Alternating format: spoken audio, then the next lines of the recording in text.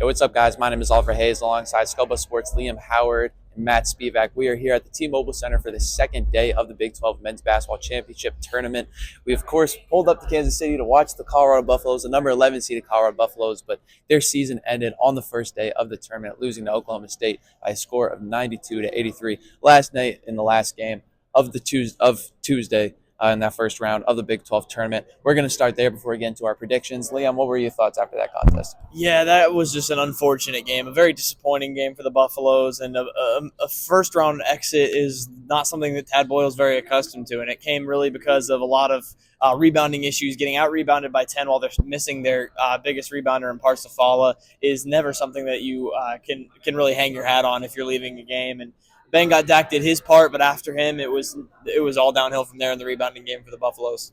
Yeah, the Buffs got out-rebounded by 10. They were killed on the offensive glass. They were outscored in points in the paint. And part of that was because they were without forward Sebastian Ranchik, who missed that game due to injury. The Buffs had missed him for the last two games, but they had played pretty decently leading into this contest. What do you think switched for Colorado entering this game, even though they had played well leading up into this tournament? Well, for me in this game, it was kind of just the second half foul troubles. That first half, it was back and forth. Both teams had, a little bit of a run. And then Oklahoma State just out at a halftime, really their intensity and just their ability to, score the ball and Colorado's inability to, as we said, defend without fouling. And that gave the Cowboys 22 second half free throw attempts. They made 19 of those, and that was a big difference in the final of the game. Yeah, 19 more free throws for Oklahoma State. Like you said, that was a big difference along with the rebounding and just the overall paint dominance that the Cowboys had over the Buffaloes. But looking at that contest, there were some decent performances on Oklahoma State. Anthony Roy and Chris Coleman with big games. You look at the Buffs, Banggot Dak and Barrington Hargis with some solid performances. Which player stood out to you the most? Yeah, I got to be honest, to me, it was Banggot Dak. I mean, the type of performance he put up, especially with his team not really performing around him, that can be discouraging, especially when you're trailing for the majority of a game. And he kept showing up. He kept grabbing boards. He kept doing the small things. And he wasn't getting into foul trouble. He wasn't struggling with that like his teammates were. He wasn't getting frustrated. I think that was really impressive to me, even in the loss. Yeah, there were times even on the break specifically where he wasn't getting the ball and the Buffs were kicking out the three, taking some of those impatient three-pointers that partially led to their demise. But, Matt, who stood out for you? Yeah, you mentioned Bangkok Dak on the Buff side. On the Cowboys side, it was Christian Coleman for me being thrown into that center position after the Cowboys kind of were missing a couple of their key players in that front court, and then he was able to pull down a game high 14 rebounds, and he also added 17 points. So his ability to step up for this Cowboys team kind of stood out for me. Yeah, he was a force down low and helped add to the Buffs foul trouble that you mentioned earlier. For me, I like both of those guys, but Anthony Roy, who had a pretty inefficient performance in the lone meeting of the regular season between these two teams, stepped up, had over 20 points in the win yesterday.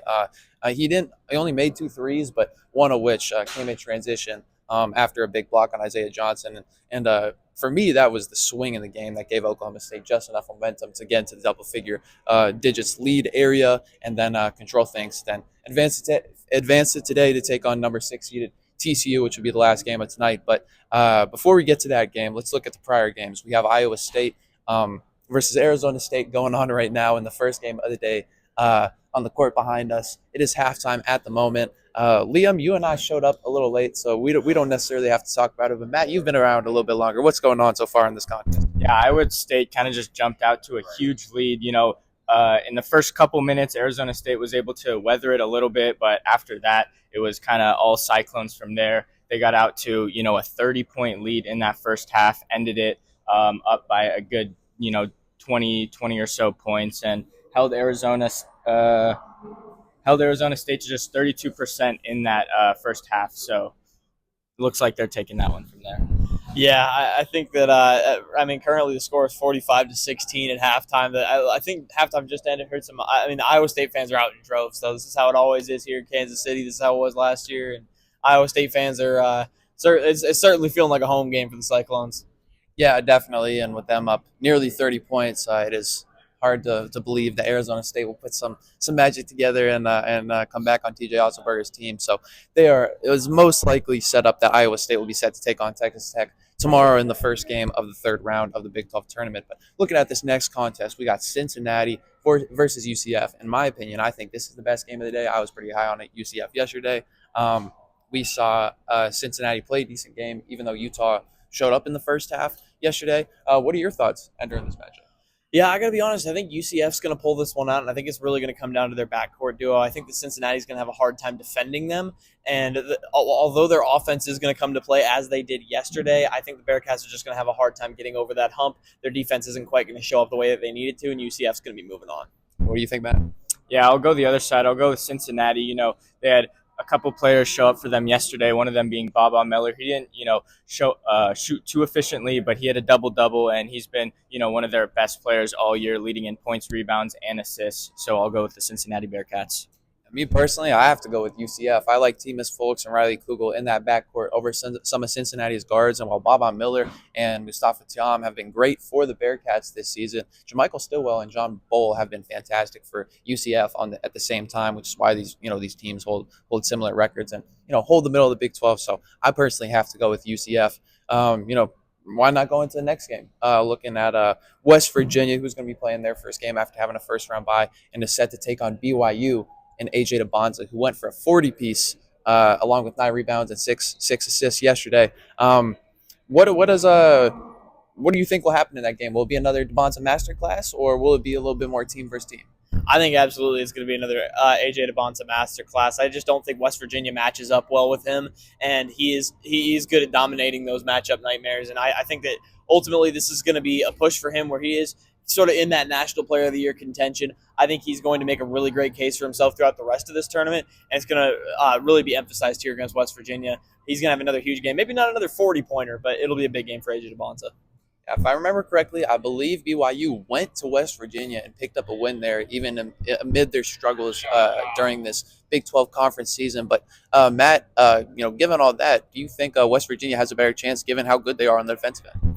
Well, Red Bull really does give you wings. I mean, that 40-piece was crazy, and I don't think West Virginia has enough in the defensive end. And even if he's not going to score another 40-piece, I think, the Mountaineers are going to have a game plan to set to, make somebody else beat them, and AJ will hopefully do a good job of being able to spread it out to his teammates, and I think that might be able to lead BYU to the win today.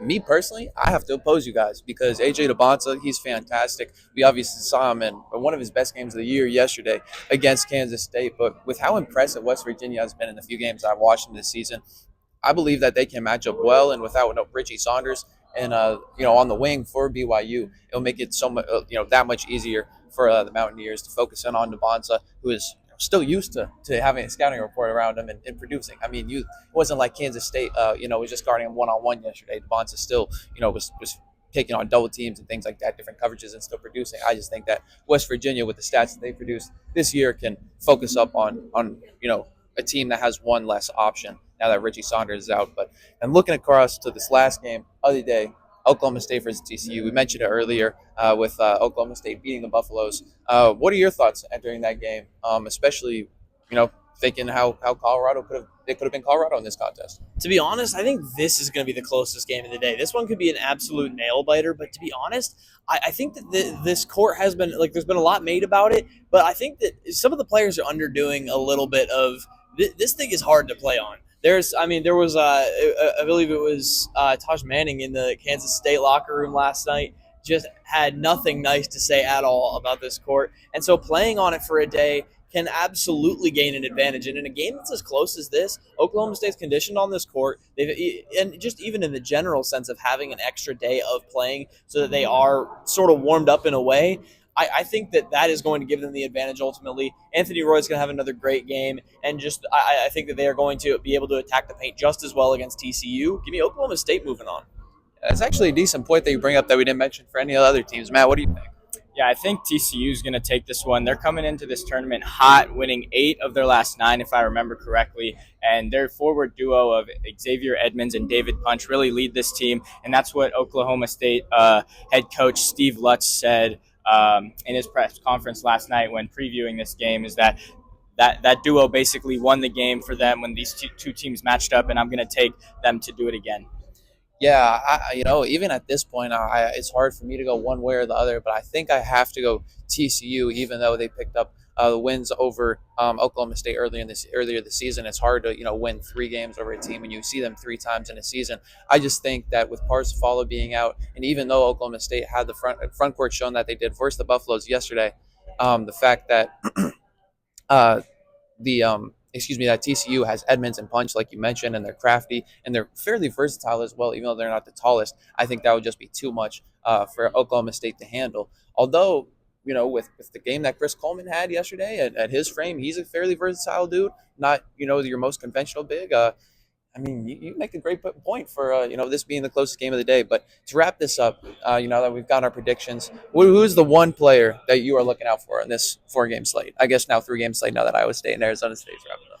To be honest, I got it's a simple answer, but I got to go with AJ DeBonta after the game that he had yesterday. I think that the BYU really will go as far as he can take him. I love Rob Wright, but I think that ultimately AJ DeBonta is their ceiling at this point. He is in that National Player of the Year contention, and he could solidify it in this tournament if he has more performances like he had yesterday. I think that was ultimately, while he didn't necessarily need to put his team on his back yesterday, I think that it certainly went a long way into pulling that game back, because they were trailing Kansas State for a good chunk of that game before they ultimately pulled in front and then really controlled the game from there. But I think that he's going to go as far as they'll take them in this tournament. BYU can be a very good team, but if he's not on, they are simply right around where their seeding is placed at. So I think that he's going to have another big game today, and then that's going to really ramp BYU up for some of the tougher teams in this tournament.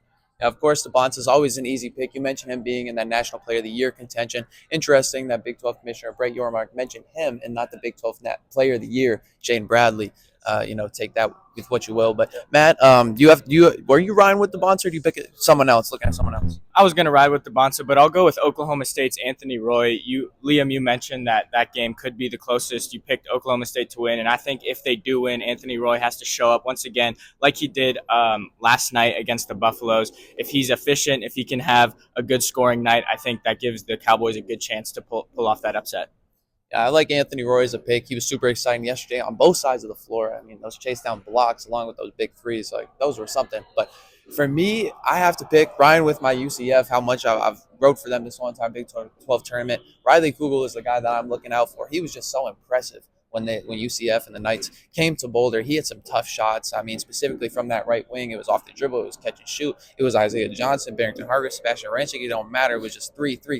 He was giving buckets to whoever, and I think that in a game like today, even though I feel like UCF has a personnel advantage, that it could come down to who just hits shots, and Riley Kugel seems like that dude alongside Timus Folk. So he's the man that I'm going to watch out for today. Any closing thoughts besides that? I think it's just going to be a really good day of games at this point, and they've obviously got some real tough teams to face tomorrow. So I think that I did mention it briefly, the ability to play here and sort of get warmed up, get used to the court, get used to even just the arena, be sleeping in a hotel for a few days, sort of be in that routine. That can play long in this tournament, and I think that we might see a team like that born today. Any thoughts from you? Yeah, what Liam said, I'll be looking forward to see if some of those teams that played yesterday can pull off an upset today. That would be really interesting to see, and obviously just unfortunate the Buffaloes aren't playing tonight, but we have to move on and cover the tournament. Yeah, excited to cover the rest of the tournament. Will be interesting to see how that floor comes into play, because like you said, it's a different experience. But as you referenced with Taj Manning, he made it clear that he did not like the court at all, that the Big 12 should not bring it back, and that was because one of his teammates, Kamari McGriff, said that he was dealing with migraines due to some of the things that were popping up on the court and stuff like that due to the light. So that definitely is something to think about. Players across the Big 12 that have had some injuries this year due to some certain reasons that people have been wary about. So that court could definitely be a factor for some of these teams that haven't yet to play on it. But my name is Oliver Hayes, alongside Sko Buffs Sports, Liam Howard, and Matt Spivack. But as always, you heard it here first.